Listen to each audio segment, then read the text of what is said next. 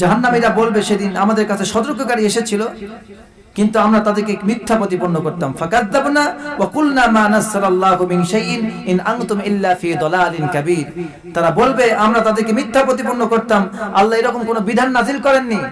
নেশা খাওয়া হারাম, মদ খাওয়া হারাম, সুদ খাওয়া হারাম, ঘুষ খাওয়া হারাম, ধোঁকা দেওয়া হারাম, মা বাপকে গালি দেওয়া হারাম, মা বাবার অবাধ্য দেওয়া হারাম, এইগুলো যে আল্লাহ নিষেধ করেছেন এগুলো আমরা বিশ্বাস করতাম না। এবার তারা নিজেরা পথভ্রষ্ট হয়ে গিয়েছিল। জাহান্নামে যাওয়ার পর এবার তারা বলবে ওয়াকালু লাউ কুননা নাসমাউ আও নাকিলু মা কুননা ফি আসহাবিস সাঈর।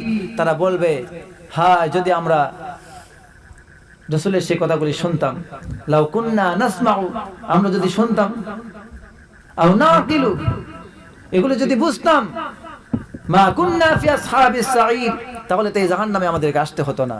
আজকে আপনাদের সামনে যে কথাগুলো বললাম এগুলো বলেন তো আল্লাহর কথা না আমার বানানো কথা? আল্লাহর কথা না বানানো কথা? আল্লাহর কথা।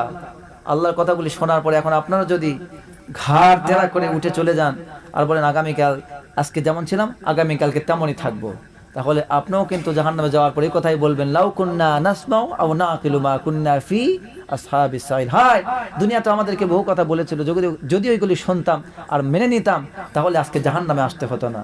আপনাদেরকে অনুরোধ করছি এই জন্য যে 1 নম্বর আমরা 5 ওয়াক্ত নামাজি হব ইনশাআল্লাহ। এখানে একটু আমি যারা আজকে মাহফিলের যারা আয়োজক এখানকার যুবকগুলো যারা আছে এক যুবকদেরকে আমি দেখতে চাই। এখানে যারা আছে সোবান ভাই আছে, এখান থেকে আছে কি আজাদ ভাই আছে, আমি সবার নাম তো জানি না, আর কি আছে শরীফুল ভাই আছে। হ্যাঁ দাঁড়ান দাঁড়ান দাঁড়ান দাঁড়ান দাঁড়ান। আর কে আছে আপনাদের? আপনার ব্যাচগুলা